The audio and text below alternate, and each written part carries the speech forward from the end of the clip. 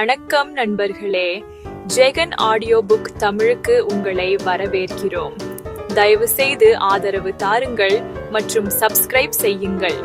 மேலும் புதிய crime thriller மர்ம ஆடியோ புக்குகள் விரைவில் வரவிருக்கின்றன. அதை பெற பெல் ஐகானை கிளிக் செய்யுங்கள், தவறவிடாதீர்கள். இந்த சேனலை பார்த்ததற்கு நன்றி. இயற்கை தரும் கனி, காய், இலை, விதை, வேர், பூக்கள் போன்றவைகளே சித்த வைத்தியத்தின் மருந்துகள். மனிதனுக்கு வரும் எல்லா நோய்களையும் இயற்கை தரும் மூலிகைகளால் குணப்படுத்த முடியும் என்கின்றனர் முன்பு வாழ்ந்த சித்த வைத்திய வல்லுநர்கள். வேடன் கண்ணப்பன் சிவபெருமான் சிலையின் கண்ணில் ரத்தம் படிந்த போது அவன் செய்த வைத்திய முறையும் சித்த வைத்தியமே. இலைகளின் சாறுகளை பிழிந்து சிவபெருமானின் கண்களுக்கு சாத்தினான் கண்ணப்பன். முன்பு வாழ்ந்த சித்த வைத்திய வல்லுநர்கள் தாவரங்களின் இன்ன இன்ன உறுப்புகள் இன்ன இன்ன நோய்களை குணப்படுத்தும் என்று ஆராய்ந்து அறிந்து கொண்டனர். நேரம் நள்ளிரவு மணி 12:05. தரமணி போகும் சாலையில் போக்குவரத்து அடியோடு காணாமல் போயிருக்க போலீசின் பேட்ரோலிங் ஜீப் சாலையோரம் நின்றிருந்தது. அதன் தலையில் சிவப்பும் நீலமும் கலந்த சுழலும் விளக்கு நிதான வேகத்தில் சுழல்கின்றது. வீசும் கடல் காற்றில் லேசாய் குளிர். இன்ஸ்பெக்டர் சுபாஷ் ஜீப்பிலிருந்து இறங்கி சுற்றும் முற்றும் பார்த்து கொண்டே, செல்வம் என்று குரல் கொடுக்க, ஜீப்பின் பின்புறத்திலிருந்து தொப்பையை தள்ளிக்கொண்டு கான்ஸ்டபிள் செல்வம் வேக வேகமாய் வந்து முன்னால் நின்றார். சார், வயிறு பசிக்குது செல்வம். அந்த கார்னர்ல ஒரு பரோட்டா கடை இருந்ததே, அது இந்த நேரத்துக்கு திறந்திருக்குமா? நீங்க சொல்றது பர்மாபாய் பரோட்டா கடைன்னு நினைக்கிறேன். 11 மணிக்கெல்லாம் கடையை மூடிடுவான். வேற ஏதாவது கடை இருக்கா? சார், இப்போ மணி 12:15 ஆச்சு. வேளச்சேரி போனால் எப்படியும் 2-3 கடை திறந்திருக்கும். அங்கே போயிடலாம். இன்னொரு கான்ஸ்டபிள் முருகேசன் குரல் கொடுத்தார். ரயில்வே ஸ்டேஷனுக்கு பக்கத்துல 51 வகை தோசா கடை ஒன்று இருக்கு சார். 2 மணி வரைக்கும் கடை திறந்திருக்கும். சரி, வேளச்சேரி போயிடலாம். ஜீப்பை எடு முத்து. டிரைவரை பார்த்து குரல் கொடுத்து கொண்டே இன்ஸ்பெக்டர் சுபாஷ் ஜீப்புக்குள் ஏற முயன்ற வினாடி வேக வேகமாய் வந்து கொண்டிருந்த ஒரு பைக் சட்டென்று வேகம் குறைந்து ஜீப் அருகே நின்றது. சுபாஷ் சற்றே திடுக்கிட்டு போனவராய் திரும்பி பார்த்தார். பைக்கில் அந்த இளைஞன் தெரிந்தான். வயது 25 to 30 இருக்கலாம். அழுக்கான ஜீன்ஸ் பேண்ட், சாயம் போன டிஷர்ட்டில் ஐ ஆம் த பாஸ் என்ற வாசகம் நிறம் மங்கியிருந்தது. அடர்த்தியான பரட்டை தலையை காற்று அலைக்கழித்தது. சுபாஷ் அவனை ஒரு கோபப்பார்வை பார்த்தபடி கேட்டார், என்ன சார், இங்க டான்சி நகர் எங்கே இருக்குன்னு சொல்ல முடியுமா? டான்சி நகரா? ஆமா சார், தரமணியிலிருந்து வேளச்சேரி போகிற வழியில் இருக்குன்னு சொன்னாங்க. அப்படி ஒரு நகர் இந்த ஏரியாவில் இருக்கிற மாதிரி தெரியலையே. பரவாயில்ல சார், நான் வேற பக்கம் விசாரிச்சுட்டு போய்க்கிறேன். சொல்லிக்கொண்டே அந்த இளைஞன் பைக்கை நகர்த்த முயல சுபாஷ் 2 அடி முன்னால் வந்து அவன் போவதை தடுத்தார். ஒரு நிமிஷம். என்ன சார்? பைக்கை ஆஃப் பண்ணு. எதுக்கு சார்? சொன்னதை செய், பதிலுக்கு கேள்வி கேட்டுக்கிட்டு இருக்காத. அவன் எரிச்சலாய் சுபாஷை சில வினாடிகள் பார்த்துவிட்டு பைக்கை அணைத்தான். சொல்லுங்க சார், உன் பேர் என்ன? நக்குலன். ஊரு? இதே சென்னை தான். எந்த ஏரியா? வடபழனி சார். இந்த மிட் நைட்ல யாரை பார்க்கறதுக்காக டான்சி நகருக்கு போயிட்டு இருக்க? என் ஃப்ரெண்டு ஒருத்தாங்க இருக்கான் சார். ஃப்ரெண்டு பேரு? அந்த நகுலன் எரிச்சலும் கோபமுமாக பார்த்தான். என்ன சார் இது, உங்ககிட்ட ஒரு அட்ரஸை பத்தி விசாரிச்சதுக்காக இப்படி என்ன ஒரு குற்றவாளி மாதிரி விசாரணை பண்ணிக்கிட்டு இருக்கீங்க? இன்ஸ்பெக்டர் சுபாஷ் மெல்ல புன்னகை செய்தார். இப்ப நீ குற்றவாளி தான். நான் குற்றவாளியா? என்ன சார் சொல்றீங்க? குடிச்சிட்டு வண்டி ஓட்டுறது குற்றம் இல்லையா? நகுலன் திகைத்தான். என்னது, நான் குடிச்சிருக்கேனா? வியப்பில் கண்களை விரித்து நெற்றியை சுருக்கினான். நீ குடிக்காம உங்ககிட்ட இருந்து விஸ்கி வாடை எப்படி வரும்? நகுலன் சிரித்தான். சிரிப்பு சில வினாடிகளுக்கு நீடிக்கவே இன்ஸ்பெக்டர் சுபாஷ் கோபத்தோடு அவனுடைய தோள் மீது கையை வைத்தார். இப்படி சிரிச்சா என்ன அர்த்தம்? அந்த விஸ்கி வாடை வரத்துக்கு காரணம் நான் குடிச்சது கிடையாது சார். பின்ன 1 மணி நேரத்துக்கு முன்னாடி என்னோட ஃப்ரெண்ட் ஒருத்தனை பர்த்டே பார்ட்டியில் பார்த்தேன். அந்த சமயத்துல சில பேர் பியர் பாட்டில்களை குலுக்கி பீச்சி அடிச்சுக்கிட்டு விளையாடிக்கிட்டு இருந்தாங்க. அந்த பியர் மழையில் நானும் நனைஞ்சிட்டேன். ட்ரெஸ் காய்ஞ்சிட்டாலும் வாடை இன்னும் போகல போல் இருக்கு. இப்போ நீ சொன்னதை நான் நம்பணும். சுபாஷ் சிரித்து விட்டு தனக்கு பின்னால் நின்றிருந்த கான்ஸ்டபிள்கள் செல்வத்தையும் முருகேசனையும் பார்த்து கேலியான குரலில் சொன்னார். எப்படி கதை விடுறான் பாத்தியா? சார், கொஞ்சம் மரியாதை. அவன் இவன்னு பேச வேண்டாம். நான் உண்மையிலேயே குடிச்சிருந்தா உங்ககிட்ட வந்து டான்சி நகர் எங்கன்னு வழி கேட்டிருக்க மாட்டேன். குடிகாரங்களுக்கு தான் நிதானம் இருக்காதே. வீட்டுல படுத்து தூங்குறதாய் நினைச்சிட்டு சாக்கடையில் புரண்டுகிட்டு இருப்பான். நிக்கிறது போலீஸ் ஜீப் தான்னு தெரியாம வந்து வழி கேட்டுட்ட. சரி சரி, வளவளான்னு பேசிக்கிட்டு இருக்காம அபராத தொகை 1000 ரூபாயை கட்டிட்டு போயிட்டே இரு. நகுலன் கோபாவேசமாகி குரலை உயர்த்தினான். சார், உண்மை நிலை தெரியாம நீங்க பாட்டுக்கு பேசிட்டு போறது கொஞ்சம் கூட நல்லா இல்ல. என்னடா வாய்ஸை ரைஸ் பண்ற? குடிகார நாயே, சொன்ன சுபாஷ் தன்னுடைய இடது கையை காற்றில் வீசி நகுலனின் வலது கன்னத்தில் அறைந்தார். நகுலன் பொறிகலங்கி போனவனாய் கன்னத்தை தடவியபடி அப்படியே நின்று சுபாஷையே பார்த்தான். என்னடா பாக்குற? அவரது 1000 ரூபாயை கட்டுறியா, இல்ல ஒரு நாள் பூராவும் லாக்கப்புக்குள்ள வந்து உட்காந்துக்க போறியா? லாக்கப்புக்குள்ள உட்காந்துக்கிறேன். இவனுக்கு என்ன தனா விட்டு பாத்தியா செல்வம்? ஒரு நாள் பூராவும் லாக்கப்புக்குள்ள இருந்து பார்த்தால் தானே தெரியும். பைக்கோட சாவியை நீ வாங்கி பைக்கை ஸ்டேஷனுக்கு ஓட்டிட்டு வந்துரு. இவன் ஜீப்ல வரட்டும். கான்ஸ்டபிள் செல்வம் நகுலனிடம் திரும்பினார். ஏண்டா அடம் பிடிக்கிற? குடிச்சேன்னு ஒத்துக்கிட்டு 1000 ரூபாயை கட்டிட்டு போ. நான் தப்பு பண்ணாத போது எதுக்காக அபராதம் கட்டணும்? செல்வம், இவன் கேட்க மாட்டான். ஒரு ராத்திரி லாக்கப்புக்குள்ள இருக்கட்டும். போடா, சாவியை கொடுத்துட்டு ஜீப்ல பின்னாடி போய் உட்கார். நகுலன் மேற்கொண்டு எதுவும் பேசாமல் கான்ஸ்டபிள் செல்வத்திடம் பைக் சாவியை கொடுத்துவிட்டு ஜீப்பின் பின்பக்க சீட்டில் போய் உட்கார்ந்தான். ஜீப் கிளம்பி வேகம் எடுத்தது.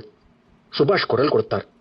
முருகேசன் சார், இப்படி ஒருத்தனை இதுவரைக்கும் பார்த்ததில்லை. இந்த திமிர் பிடிச்சவனை முதல்ல லாக்அப்ல தள்ளிட்டு அப்புறமா வேலைச்சேரி போவோம். நல்ல பசி மூட்ல இருந்தேன், இவனால ஸ்பாயில் ஆயிடுச்சு. நகுலன் இடைமறித்து சொன்னான். நான் தப்பு பண்ணல சார். பேசாத. ஸ்டேஷனுக்கு போனதும் உன்னை வச்சுக்கிறேன். உன் வாயாலேயே குடிச்சது உண்மைதான்னு சொல்ல வைக்கிறேன். இன்ஸ்பெக்டர் சுபாஷ் சொல்லிக் கொண்டிருக்கும் போதே அவருடைய செல்போன் முணுமுணுப்பாய் கூப்பிட்டது. எடுத்து அழைப்பது யார் என்று பார்த்தார். Assistant police commissioner Airavatham. பவ்யமாய் குரல் கொடுத்தார் சுபாஷ். சார். சுபாஷ், இப்ப எங்க இருக்கீங்க? சார், தரமணி ரோட்ல பேட்ரோலிங் போயிட்டு இருக்கேன். பேட்ரோலிங் பார்த்தது போறோம், உடனே ஸ்டேஷனுக்கு கிளம்பி போங்க. ஏன் சார், யாராவது விஐபி கம்ப்ளைண்ட் கொடுக்க வராங்களா? அதெல்லாம் ஒண்ணும் இல்ல. தென் எனி ப்ராப்ளம் சார்? எஸ், ஸ்டேஷனுக்கு போங்க, தெரியும். மறுமுனையில் அசிஸ்டன்ட் கமிஷனர் செல்போனை அணைத்துவிட சுபாஷின் முகம் மெலிதாய் வியர்க்க ஆரம்பித்தது. நடுங்கும் இடதுகை விரல்களை ஜீப் டிரைவரின் தோள் மீது வைத்தார். முருகேசன் சார், கொஞ்சம் வேகமாய் போ. ஜீப் 5வது கியருக்கு மாறி சாலையின் நீளத்தை விழுங்க ஆரம்பித்தது. அத்தியாயம் 2. ரகசியம். இது ரகசியம். ஒரு மனிதன் தன்னுடைய வாழ்நாளில் 50 டன் உணவும் 50,000 லிட்டர் தண்ணீரும் எடுத்துக் கொள்கிறான். அவனுடைய எலும்பு மஜ்ஜையில் தான் இரத்த சிவப்பு அணுக்கள் உற்பத்தி செய்யப்படுகின்றன. ஒரு நிமிடத்திற்கு 12 மில்லியன், 1 மில்லியன் என்பது 10 லட்சம் சிவப்பணுக்கள் தோன்றிய வண்ணம் இருக்கின்றன. ஒவ்வொரு அணுவும் 100 முதல் 120 நாட்கள் வரை வாழ்கின்றன. ஒருவரது வாழ்நாளில் மட்டும் 1/2 டன் இரத்த அணுக்கள் தோற்றுவிக்கப்படுகின்றன. இரத்த செல்கள் பழுதடைந்தாலோ நோய்வாய்ப்பட்டாலோ அதை சீரமைக்கும் பணியை மண்ணீரல் மேற்கொள்கிறது. மண்ணீரலில் அதிகப்படியான இரத்த அணுக்கள் எப்போதும் தேங்கியிருப்பதால் வயிற்றில் கத்தி குத்து விழுந்தால் அதிகப்படியான ரத்தம் வெளியேறும். ஜீப் ஸ்டேஷனை நெருங்கியது. வாசலில் நின்றது. ஒட்டுமொத்த ஸ்டேஷனும் அந்த நடுநிசி வேளையில் நிசப்தமாயிருக்க இன்ஸ்பெக்டர் சுபாஷ் ஜீப்பிலிருந்து குதிக்காத குறையாக இறங்கி உள்ளே போனார். டியூட்டியில் இருந்த ஹெட் கான்ஸ்டபிள் மகேந்திரன் இருள் படிந்த முகத்தோடு நாற்காலியில் உட்கார்ந்து 2 சென்ட்ரி கான்ஸ்டபிள்களோடு தாழ்ந்த குரலில் ஏதோ பேசிக் கொண்டிருக்க இன்ஸ்பெக்டரை பார்த்ததும் 3 பேரும் எழுந்தார்கள். சல்யூட் அடித்துவிட்டு மௌனமாய் நின்றார்கள். மெலிதாய் வியர்க்க ஆரம்பித்தார்கள். அவர்களை நெருங்கி நின்றார் சுபாஷ்.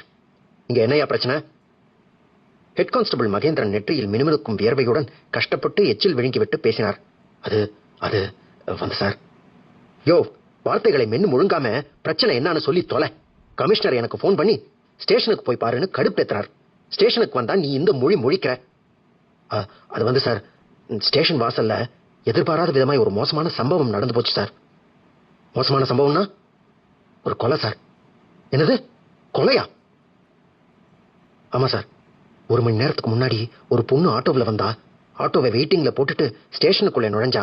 நான் அந்த பொண்ணை பார்த்து என்ன விஷயம்னு கேட்டேன். ஒரு கம்ப்ளைண்ட் தரணும், இன்ஸ்பெக்டர் இருக்காரான்னு கேட்டா. நான் இன்ஸ்பெக்டர் வெளியே போயிருக்கார், சப் இன்ஸ்பெக்டர் லீவ்ல இருக்காரு, உன்னோட கம்ப்ளைண்ட் என்னான்னு எழுதி கொடுன்னு. அதுக்கு அந்த பொண்ணு, உங்ககிட்ட அதை சொல்ல முடியாது, இன்ஸ்பெக்டர் வர வரைக்கும் நான் ஆட்டோவில் வெயிட் பண்றேன்னு வாசல்ல நின்னுட்டு இருந்த ஆட்டோவில் போய் உட்கார்ந்துக்கிட்டா. பார்க்கறதுக்கு கொஞ்சம் படிச்ச பொண்ணு மாதிரி இருந்ததால நாங்களும் அந்த பொண்ணு கிட்ட கெடுபிடி காட்டல. நீங்க எப்படியும் 1 மணி நேரத்துக்குள்ள வந்துடுவீங்கன்னு நாங்களும் வெயிட் பண்ணினோம். அப்பதான் அந்த சம்பவம் நடந்தது சார். சுபாஷ் கோபத்தில் வெடித்தார். என்ன நடந்ததுன்னு சொல்லியா? சார், நானும் சென்ட்ரி கான்ஸ்டபிள்ஸ் வினோத்தும் முஸ்தபாவும் ஸ்டேஷனுக்குள்ள உட்கார்ந்து செல்போன்ல ஒரு பாட்டை போட்டு கேட்டுக்கிட்டு இருந்தோம். திடீர்னு அந்த பொண்ணோட அலறல் சத்தம் கேட்டது. நாங்க 3 பேரும் ஓடி போய் பார்த்தோம். ஆட்டோவில் உட்கார்ந்திருந்த அந்த பொண்ணை 2 பேர் இழுத்து போட்டு கையில் வச்சிருந்த அருவாளால தாறுமாறை வெட்டிக்கிட்டு இருந்தாங்க. ஒருத்தன் ஆட்டோ டிரைவரை அடிச்சுக்கிட்டு இருந்தான். சென்ட்ரி கான்ஸ்டபிள் வினோத்தும் முஸ்தபாவும் சுவரில் மாட்டியிருந்த துப்பாக்கிகளை எடுத்துக்கிட்டு வர்றதுக்குள்ள அந்த பொண்ணையும் ஆட்டோ டிரைவரையும் தாக்கிய 3 பேரும் இருட்டுல ஓடி பக்கத்து சந்துக்குள்ள நுழைஞ்சு தப்பிச்சிட்டாங்க. வினோத்தும் முஸ்தபாவும் கொஞ்சம் தூரம் ஓடி போய் பார்த்தாங்க. அவங்க பார்வையில தட்டுப்படல. அப்புறம் வெட்டுப்பட்ட பொண்ணை ஹாஸ்பிட்டலுக்கு கொண்டு போய் பிழைக்க வைக்க முடியுமான்னு பார்த்தோம். கழுத்துல வெட்டு பலமாய் விழுந்ததால தலை துண்டாகி சுபாஷ் முகம் சிவந்தார். அந்த பொண்ணோட பாடி எங்கயா? ஸ்டேஷனுக்கு பின்னாடி பாடியை கொண்டு போயிட்டோம் சார். ஸ்டேஷனுக்கு முன்னாடி பாடியை போட்டு வச்சிருந்தா கொஞ்ச நேரத்துல கூட்டம் கூடி மீடியாவுக்கு நியூஸ் போயிடும்னு பயந்தோம். கண்ட்ரோல் ரூமுக்கும் ஏசிக்கும் தகவல் கொடுத்துட்டு உங்க செல்லுக்கு ஃபோன் பண்ணினோம் சார். நாட் ரீச்சபிள்னு ரெக்கார்டட் வாய்ஸ் வந்தது. ஆட்டோ டிரைவருக்கு என்னாச்சு? அந்த ஆளுக்கு ஒன்றும் பிரச்சனை இல்லை சார்.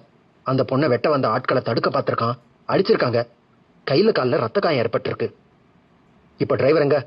ஃபர்ஸ்ட் எய்ட் கொடுத்து பின்னாடி இருக்கிற ரூம்ல உட்கார வச்சிருக்கோம் சார். சுபாஷ் புயல் வேகத்தில் ஸ்டேஷனின் பின்புறத்தை நோக்கி போனார். அரை இருட்டில் ஆட்டோ ஒன்று நிறுத்தப்பட்டு இருக்க மரத்துக்கு கீழே போர்வையால் போர்த்தப்பட்டு இருந்த அந்த உடல் தெரிந்தது. தன்னுடைய செல்போனின் டார்ச் வெளிச்சத்தின் உதவியோடு போர்வையை விலக்கினார் சுபாஷ். ரத்தம் உறைந்து போன கழுத்தோடு அந்த பெண்ணின் முகம் தெரிந்தது. உயிரில்லாத அந்த முகத்திலும் அழகு தெரிந்தது. சில வினாடிகள் உற்று பார்த்து விட்டு எழுந்தார். அந்த ஆட்டோ டிரைவரை என்கொயர் பண்ணிய மகேந்திரன்? பண்ணினேன் சார். சம்பவம் நடந்த போது ஸ்பாட்ல இருந்ததால கொலையாளி 3 பேரையும் நல்லாவே அடையாளம் பார்த்திருக்கான். இப்ப எங்க அவன்? பின்னாடி ரூம்ல உட்கார்த்து வச்சிருக்கோம் சார். கொலை சம்பவம் அவன் கண் முன்னாடி நடந்ததால ரொம்பவும் அதிர்ச்சியில் இருக்கான். அந்த டிரைவரை கூட்டிட்டு முன்னாடி ரூமுக்கு வாயா. சொல்லிவிட்டு இன்ஸ்பெக்டர் சுபாஷ் ஸ்டேஷனின் முன்புறத்திற்கு வர கான்ஸ்டபிள் செல்வமும் முருகேசனும் நகுலனோடு நின்றிருந்தார்கள். இவனை என்ன பண்றது சார்? வான் பண்ணி விட்டுடலாமா? என்னது விட்டுடுறதா? ஒரு நாள் பூராவும் லாக்அப் கம்பிகளுக்கு பின்னாடி இருந்தா தான் இவனை மாதிரியான ஆட்களுக்கு புத்தி வரும். எஸ் சார் சொன்ன கான்ஸ்டபிள்கள் செல்வமும் முருகேசனும் நகுலனை தள்ளிக்கொண்டு லாக்கப்பை நோக்கி போக சுபாஷ் கோபமும் எரிச்சலுமாய் போய் தன்னுடைய இருக்கையில் சாய்ந்தார்.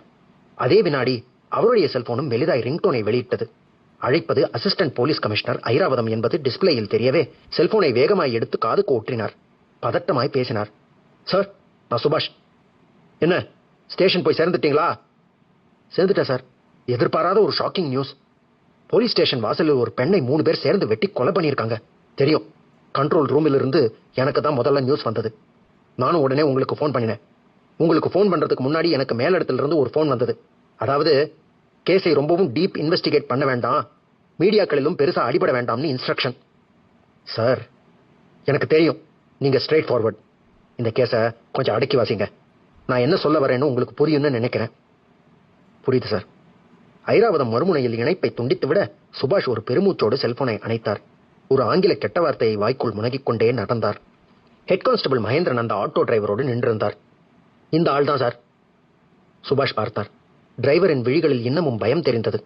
நெற்றியிலும் முழங்கையிலும் பிளாஸ்திரி ஒட்டப்பட்டிருக்க இடது கண் வீங்கி இருந்தது. சுபாஷ் குரலை உயர்த்தினார். உன் பேர் என்ன? செபாஸ்டியன் சார். அந்த பொண்ணை வெட்டினவங்களை நீ பாத்தியா? பார்த்தேன் சார். மொத்தம் எத்தனை பேரு? 3 பேர் சார். மறுபடியும் அவங்களை நீ பார்த்தா கண்டுபிடிச்சிடுவியா? 2 பேரை நல்லா பார்த்தா சார். 3வது ஆளோட முகம் சரியா தெரியல. அந்த 2 பேரை மறுபடியும் பார்த்தா நிச்சயமா கண்டுபிடிச்சிடுவேன் சார். கொலை செய்யப்பட்ட அந்த பொண்ணை உனக்கு முன்னாடியே தெரியுமா? தெரியாது சார். திருவன்மியூர் பஸ் டெர்மினல் கிட்ட அந்த பொண்ணு நின்னுட்டு இருந்தா. நான் ஒரு சவாரியை இறக்கி விட்டுட்டு அடையாறில் இருந்து என்னோட வீட்டுக்கு போயிட்டு இருந்தேன். டென்ஷனோட நின்னுட்டு இருந்த அந்த பொண்ணு ஆட்டோவை நிறுத்தி பக்கத்தில் இருக்கிற போலீஸ் ஸ்டேஷனுக்கு உடனடியாய் போய் ஒரு புகார் தரணும், வர முடியுமான்னு கேட்டுச்சு. நான் வீட்டுக்கு போறேம்மான்னு சொல்லிட்டு கிளம்ப பார்த்தேன். ஆனா அந்த பொண்ணு அழுது கும்பிட்டு, அண்ணே தயவு பண்ணி என்ன பக்கத்துல இருக்கிற போலீஸ் ஸ்டேஷனுக்கு கூட்டிட்டு போங்கண்ணே, நீங்க கேட்கிற வாடகை தரேன்னே, என்னை இந்த ராத்திரி நேரத்துல இப்படி தனியா விட்டுட்டு போயிடாதீங்கன்னு கெஞ்சினா. நானும் 2 தங்கச்சிகளோடு பிறந்தவன் சார். அதான் மனசு கேட்கல, ஸ்டேஷனுக்கு கூட்டியாந்தேன். ஆட்டோவை வெயிட்டிங்கில் போட்டுட்டு உள்ள போன அந்த பொண்ணு கொஞ்ச நேரத்திலேயே வெளியே வந்து என்கிட்ட, இன்ஸ்பெக்டர் வெளியே போயிருக்கார், கொஞ்ச நேரத்துல வந்துடுவார், வந்ததும் அவர்கிட்ட பேசி கம்ப்ளைண்ட் கொடுத்துட்டு புறப்பட்டு போகலான்னு சொல்லிச்சு. எனக்கு கோபமாய் வந்தாலும் அடக்கிக்கிட்டு ஒரு புஸ்தகத்தை எடுத்து வச்சுக்கிட்டு படிக்க ஆரம்பிச்சேன். அந்த பொண்ணு ஆட்டோவோட பின்சீட்ல உட்கார்ந்துகிட்டு செல்போன்ல எதையோ பார்த்துக்கிட்டு இருந்தா. திடீர்னு ஒரு 3 பேர் பக்கத்தில் இருக்கிற இருட்டான சந்திலிருந்து கையில் ஆயுதங்களோடு ஓடி வந்தாங்க சார். அவங்க யாருன்னு பாக்குறதுக்குள்ள அதுல 2 பேர் ஆட்டோ பின்சீட்ல இருந்த அந்த பொண்ணை வெளியே இழுத்து போட்டு வெட்ட ஆரம்பிச்சாங்க சார். நான் தடுக்க போனேன். 3வது ஆள் கையில் இருந்த தடியால என்ன தாக்க ஆரம்பிச்சான். உள்ளே இருந்த போலீஸ் சத்தம் கேட்டு ஓடி வந்தும் அந்த பொண்ணை காப்பாற்ற முடியல சார். பேச பேச டிரைவரின் கண்கள் நீரில் பளபளத்தன. சுபாஷ் சில வினாடிகள் மௌனமாய் இருந்து விட்டு கேட்டார். அந்த 3 பேர்ல 2 பேரை மறுபடியும் பார்த்தா கண்டுபிடிச்சிடுவே இல்லையா? கண்டிப்பா சார். சரி, அவங்க எப்படி இருந்தாங்க? ஒருத்தன் நல்ல உயரம் சார், 6 அடிக்கு மேலேயே இருப்பான். முன்வழுக்க இடது காதுக்கு கீழே சுண்டு விரல் அளவுக்கு ஒரு தழும்பு. இன்னொருத்தன் கருப்பா பெரிய தொப்பையோட இருந்தான். 2 காதுலையும் கடுக்கன் போட்டிருந்தான். 3வது ஆள் என்னோட பார்வைக்கு சரியா தட்டுப்படல சார். சுபாஷ் அந்த ஆட்டோ டிரைவரிடம் மேற்கொண்டு பேசும் முன்பு லாக்கப்பில் இருந்த நகுலன் பெரிதாக குரல் கொடுத்தான். இன்ஸ்பெக்டர் சார், ஒரு நிமிஷம். சுபாஷ் எரிச்சலாய் திரும்பி பார்த்தார். என்ன? நீங்க இங்கே வந்தாலும் சரி, இல்ல நான் அங்க வந்தாலும் சரி, உங்ககிட்ட கொஞ்சம் பேசணும். என்ன பேசணும்? அத சத்தம் போட்டு சொல்ல முடியாது சார். நீங்க வர்றீங்களா இல்ல லாக்கப் திறந்து விடுறீங்களா? நானே வரேன் சொன்ன சுபாஷ் நாற்காலியிலிருந்து எழுந்து நகுலனை நோக்கி போனார். கம்பிகளை பிடித்தபடி நின்றிருந்த நகுலனை நெருங்கி நின்றார். முறைப்பான பார்வையோடு கேட்டார். என்ன சொல்லு? நகுலன் குரலை தாழ்த்தினான். அந்த ஆட்டோ டிரைவர் கிட்ட ஏதோ தப்பு இருக்கு சார். தப்பா? ஆமா சார். என்ன தப்பு? அந்த பொண்ணை கொலை செஞ்ச அந்த 3 ஆட்களையும் அந்த டிரைவர் காப்பாத்த நினைக்கிறாரோன்னு ஒரு சந்தேகம். சுபாஷின் அகலமான நெற்றிப்பரப்பு சட்டென்று சுருங்கியது. என்ன உளர்ற? குரலை இன்னமும் தாழ்த்தினான் நகுலன். இது உளறல் இல்ல சார், உண்மை. கொலை நடந்தது பற்றின உண்மையை சொன்னார். ஆனா கொலையாளிகளில் 2 பேரை மட்டுமே தன்னால் சரியை பார்க்க முடிஞ்சதுன்னு சொல்லி அவங்களோட அடையாளத்தை சொன்னார் இல்லையா? ஆமா, அது சரியான அடையாளங்கள் இல்லை. உண்மையான கொலையாளிகளை போலீஸ் மோப்பம் பிடிச்சிடக் கூடாதேன்னு கற்பனையாய் சொல்லப்பட்ட அடையாளங்கள். சுபாஷ் நகுலனை நம்பாத ஒரு பார்வை பார்த்தார். எப்படி அவ்வளவு உறுதியா சொல்ற? நகுலன் கிசுகிசுத்தான். FR and MR sir. அப்படின்னா FRனா ஃபேஸ் ரீடிங், MRனா மைண்ட் ரீடிங். இந்த ரெண்டும் MA சைக்காலஜியில ஒரு முக்கியமான சப்ஜெக்ட் சார். சுபாஷ் இன்னமும் நகுலனை அவநம்பிக்கையோடு பார்க்க அவன் புன்முறுவலோடு சொன்னான். சார், நான் MA சைக்காலஜியில் கோல்டு மெடல் ஸ்டூடெண்ட்னு சொன்னா அதை நம்ப உங்களுக்கு கஷ்டமா இருக்கும். அதை விட நான் இன்னொரு விஷயத்தை சொன்னா அதை நம்புறதுக்கு இன்னமும் ரொம்ப ரொம்ப கஷ்டமா இருக்கும். நான் ஒரு பிரைவேட் டிடெக்டிவ் ஏஜென்சியில் ஷேடோ ஸ்குவாட் இன்வெஸ்டிகேட்டராய் ஒர்க் பண்ணிட்டு இருக்கேன். This is my ID card sir சொன்ன நகுலன் தன்னுடைய சட்டையின் காலர் பக்கம் கையை கொண்டு போய் அங்கே இருந்து ஒரு சிறிய ஜிப்பை பிரித்து அதற்குள்ளே தன்னுடைய 2 விரல்களை நுழைத்து ஒரு டிஜிட்டல் அட்டையை எடுத்து இன்ஸ்பெக்டர் சுபாஷிடம் நீட்டினான். சுபாஷ் வாங்கி படித்தார். வாய்விட்டு படித்தார். S Nakulan, MA psychology, shadow squad investigator, big search detective team, தலைமை டெல்லி, கிளை சென்னை, முகவரி நம்பர் 16 ஹேரிங்டன் ரோடு. சுபாஷ் படிப்பதை நிறுத்திவிட்டு 2 விழிகளிலும் வியப்பை நிரப்பிக்கொண்டு நகுலனை ஏறிட்டார். உன்னையும் உன்னோட ட்ரெஸ் கோடையும் பார்த்தா படிச்சாள் மாதிரி தெரியலையே. சார், இந்த அழுக்கான ஜீன்ஸ் பேண்ட், இந்த டிஷர்ட், பனியன், பரட்டை தலை, இதையெல்லாம் பார்த்துட்டு என்னோட ட்ரெஸ் கோட் இதுதான் நினைச்சிடாதீங்க. என்னோட உண்மையான ட்ரெஸ் கோட் இதுதான். சொன்னவன் தன்னுடைய ஜீன்ஸ் பேண்டின் வலது பக்கம் இருந்த ஒரு சிறிய ஜிப் பகுதியை பிரித்து கையடக்க செல்போன் ஒன்றை எடுத்தான். சார், இது என்னோட செல்போன். இந்த செல்போனை நீங்க ஒரு 5 நிமிஷம் பார்த்தா போதும். என்னோட ப்ரொஃபைல் என்னன்னு தெரிஞ்சிடும். சுபாஷ் நகுலன் நீட்டிய செல்போனை வாங்கி அதற்கு உயிர் கொடுத்தார். செல்போனின் திரையில் நகுலனின் போட்டோ சிரித்தது. நகுலன் கிரே நிற சஃபாரியில் குளிர்கண்ணாடி அணிந்து கேமராவை பார்த்து அழகாக சிரித்திருந்தான். போட்டோவின் பின்னணியில் ஆபீஸ் அறை தெரிந்தது. சார், உங்களுக்கு இன்னமும் என் மேல் சந்தேகம் இருந்தா என்னோட கான்டாக்ட் ஆப்ஷனுக்கு போய் அப்ரஹாம் என்கிற நபரின் செல்போன் நம்பரை கான்டாக்ட் பண்ணி பேசுங்க. யார் அந்த அப்ரஹாம்? என்னோட boss sir. Big search detective டீமோட டைரக்டர் அவர்தான். இந்த நேரத்தில் கூட நீங்க போன் பண்ணி பேசலாம். சுபாஷ் குழப்ப முகத்தோடு கான்டாக்ட் ஆப்ஷனுக்கு போய் அப்ரஹாம் பெயரை தேடி அந்த எண்ணை தொட்டு தேய்த்தார். மறுமுனையில் நீண்ட ரிங் போய் ரிசீவர் எடுக்கப்பட்டு தூக்க கலக்கத்தோடு ஒரு குரல் ஹலோ சொன்னது. சுபாஷ் கேட்டார். Mister Abraham? Yes, holding. I'm சுபாஷ், inspector of police, Vizianagaram beat. என்ன விஷயம் இன்ஸ்பெக்டர்? ஒரு சின்ன clarification. Big search detective team என்கிற நிறுவனத்தை நீங்க தானே நடத்திட்டு வரீங்க? எஸ். அந்த நிறுவனத்தில் நகுலன் என்கிற பேர்ல யாராவது ஒர்க் பண்றாங்களா? எஸ். ஏன், என்ன விஷயம் இன்ஸ்பெக்டர்? இந்த ராத்திரி நேரத்தில் எதுக்காக நகுலனை பத்தி விசாரிக்கிறீங்க? Anything happened? Nothing. Police patrolling போன போது நகுலன் டான்சி நகர் போற வழியை தேடிக்கிட்டு இருந்தார். அவரோட பேச்சும் ட்ரெஸ் கோடும் எனக்கு சந்தேகத்தை கொடுத்ததால ஸ்டேஷனுக்கு கூட்டிட்டு வந்து என்கொயர் பண்ணினோம். அப்படி என்கொயர் பண்ணும்போது தான் அவர் பிக் சர்ச் டிடெக்டிவ் டீம் பத்தியும் உங்களை பத்தியும் சொன்னார். அவர் சொன்னது சரியா இல்லையான்னு கிராஸ் செக் பண்ணி பார்த்தோம். மறுமுனையில் ஆப்ரஹாம் சற்றே பதட்டப்பட்டார். இன்ஸ்பெக்டர், நகுலன் மேல் எந்த சந்தேகமும் வேண்டாம். He is harmless. எங்களோட டிடெக்டிவ் ஏஜென்சிக்கு எத்தனையோ கஸ்டமர்ஸ் ஏகப்பட்ட பிரைவசி மேட்டர்களோடு வராங்க. அதுல ஏதாவது ஒரு கேஸை இன்வெஸ்டிகேட் பண்றதுக்காக டான்சி நகர்ல யாரையாவது தேடிக்கிட்டு போயிருக்கலாம். நகுலன் மேல உங்களுக்கு எந்த விதமான சந்தேகமும் வேண்டாம். It's okay mister Abraham. Thanks for your clarification. Sorry for the disturbance. No issues. நகுலனை ரிலீஸ் பண்ணிடுங்க. இதோ உடனே. செல்போனை அணைத்த இன்ஸ்பெக்டர் சுபாஷ் நகுலனை ஏறிட்டார். குரலை தாழ்த்தினார். சாரி நகுலன், நான் உங்களை தப்பா நினைச்சிட்டேன். நகுலன் மெல்லச் சிரித்தான். சார், என்கிட்ட சாரி கேட்டு நேரத்தை வேஸ்ட் பண்ணிக்கிட்டு இருக்க வேண்டாம். அந்த ஆட்டோ டிரைவரை கவனிங்க. அவன்கிட்ட என்னமோ தப்பு இருக்கு. நகுலன் சொல்லிக் கொண்டிருக்கும் போதே அந்த சத்தம் கேட்டது. டேய், என்னத்தை இடம் விழுங்கின? துப்புடா துப்புடா!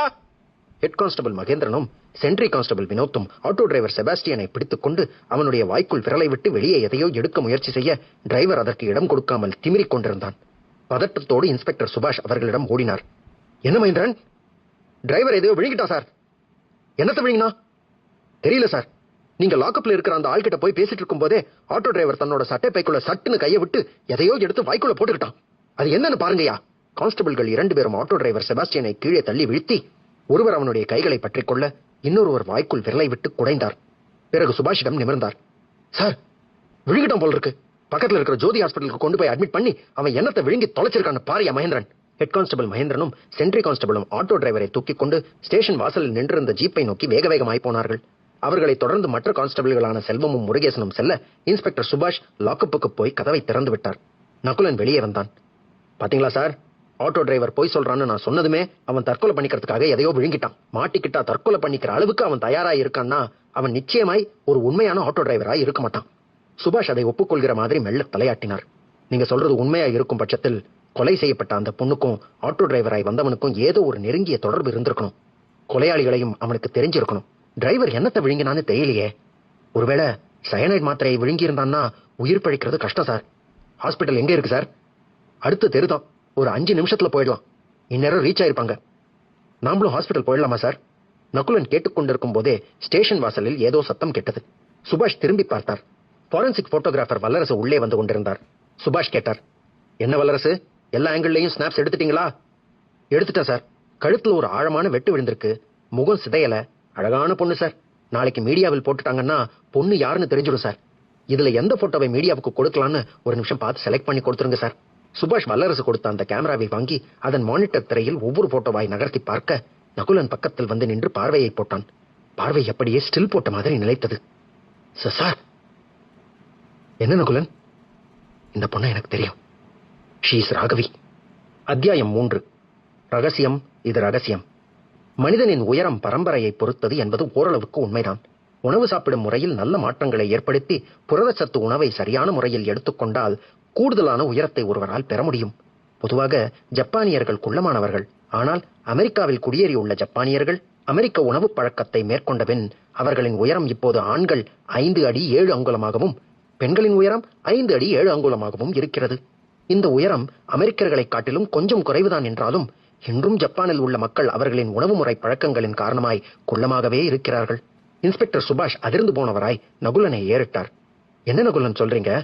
இந்த பெண்ணை உங்களுக்கு தெரியுமா? தெரியும் சார். இந்த பெண்ணை தேடிக்கிட்டு தான் நான் வந்தேன். இவ பேரு ராகவி.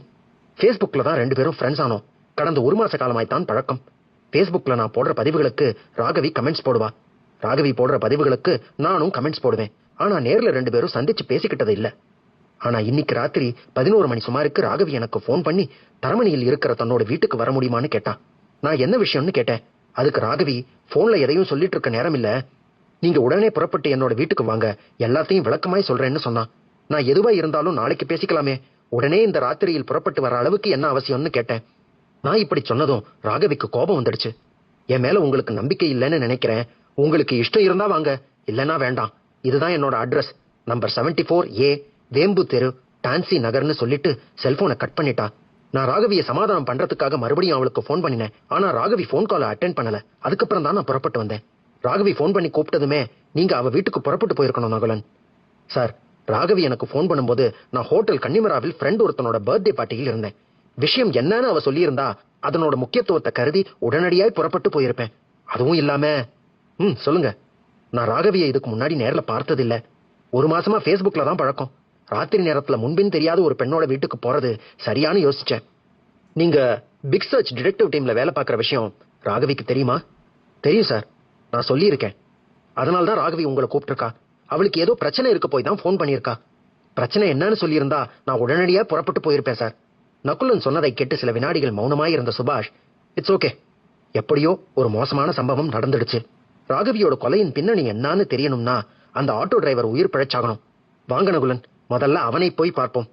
சொல்லிக்கொண்டே சுபாஷ் நகர முயன்ற வினாடி அவருடைய செல்போன் வெளிச்சமாய் விழித்துக் கொண்டு கூப்பிட்டது. எடுத்து அழைப்பது யார் என்று பார்த்தார். ஹெட் கான்ஸ்டபிள் செல்போனின் மறுமுனையில் இருந்தார். செல்போனை காதுக்கு ஒற்றிக்கொண்டே பதட்டமான குரலில் கேட்டார், என்னையாச்சு? அந்த ஆட்டோ டிரைவரோட உயிருக்கு எந்த ஆபத்தும் இல்லையே? அது அது வந்து சார். என்னன்னு சொல்லு. ஆள் போயிட்டான் சார். சீஃப் டாக்டர் சிவபுண்ணியம் தான் வந்து பார்த்தார். சயனைட் மாத்திரையை விழுங்கி இருக்கலாம்னு சொன்னார். என்னது, சயனைடா? ஆமா சார். வேற எந்த விஷயம் சாப்பிட்டு இருந்தாலும் உயிர் போக 1 மணி நேரம் ஆகும். சயனைடு சாப்பிட்டு இருந்தாதான் இவ்வளவு சீக்கிரத்தில் உயிர் போக வாய்ப்பு இருக்குன்னு சொன்னார். கைவசம் சயனைட் மாத்திரை வச்சிருக்கிறவன் நிச்சயமே ஒரு ஆட்டோ டிரைவராய் இருக்க முடியாது. அவன் ஷர்ட் பாக்கெட், பேண்ட் பாக்கெட்டை செக் பண்ணி பாத்தியா? பார்த்தேன் சார். டிரைவிங் லைசென்ஸ், கொஞ்சம் பணம், ஒரு பெட்ரோல் பங்க்ல பெட்ரோல் போட்டதுக்கான ரசீது இருந்தது சார். இன்வெஸ்டிகேஷனுக்கு உபயோகப்படுற மாதிரி எதுவும் கிடைக்கலையா? ஒரு விஷயம் கிடைச்சிருக்கு சார். என்ன? அவனுடைய பேரை செபாஸ்டியன் சொன்னது அநேகமாய் அது பொய்யா இருக்கலாம் சார். எதை வச்சு சொல்றேன்? அவனோட சட்டையையும் பேண்டையும் உருவி சோதனை போட்டுக்கிட்டு இருந்த போது அவனோட வலது தோள்பட்டை புஜத்தில் திரிசூலம் மாதிரியான அமைப்பை பச்சை குத்தி இருந்தான். திரிசூலத்துக்கு கீழே ஓம் என்கிற எழுத்துக்கள் சார். மறுமுனையில் ஹெட் கான்ஸ்டபிள் மகேந்திரன் பேசிக்கொண்டே போக சுபாஷின் அடிவயிற்றில் சின்னதாய் ஒரு பயம் முளைத்து எட்டி பார்த்தது. இது சாதாரண விவகாரமாய் தெரியவில்லை. அத்தியாயம் 4. ரகசியம். இது ரகசியம். எடை தாங்குவதில் மனித எலும்பு கான்கிரீட்டை விட 5 மடங்கு பலம் பொருந்தியது. ஒரு தீப்பெட்டையின் அளவுள்ள எலும்பின் மீது 10 டன் எடையை வைத்தாலும் அந்த எலும்பு உடையாது. மனித உடலில் 206 எலும்புகள் உள்ளன. 639 பெயரிடப்பட்ட தசைகள் உள்ளன. உடலின் 40% எடை தசைகளால் மட்டுமே ஆனது. எலும்பு மஜ்ஜை எனப்படும் போன் மேரோவில் தான் இரத்த சிவப்பு அணுக்கள் தோன்றிய வண்ணம் இருக்கின்றன. மனித தசைகளிலேயே மிகச் சிறிய தசை காதில் தான் இருக்கிறது. இதன் நீளம் 1 மில்லிமீட்டர் மட்டுமே. மறுநாள் காலை 6:30 மணி. ஜீப் வேகமாய் போய்க் கொண்டிருக்க பின்னிருக்கைகளில் இன்ஸ்பெக்டர் சுபாஷும் நகுலனும் பக்கம் பக்கமாய் உட்கார்ந்து இருந்தார்கள். ஜீப் சாலையை முழுமையாய் கடந்து ஒரு யூட்டர்னில் திரும்பிய போது டிரைவர் கேட்டார், சார், டான்சி நகரில் வேம்பு தெருதானே? ஆமா, நம்பர் 74A. அங்க வேம்பு நகர்னு ஒரு போர்டு தெரியுது சார். அதுக்குள்ள போயிடு. யாரையாவது கேட்டுக்கிட்டு 74A அட்ரஸை கண்டுபிடிச்சிடலாம். சுபாஷ் சொல்ல ஜீப் வேகம் பிடித்து சற்று பசுமையாய் தெரிந்த அந்த பகுதிக்குள் நுழைந்தது. சீரான சிமெண்ட் தள சாலையில் 1 நிமிஷ பயணம். டிரைவர் வேகத்தை குறைத்தார். சார், செக்யூரிட்டி செல் இருக்கு, விசாரிக்கவா சார்? விசாரி.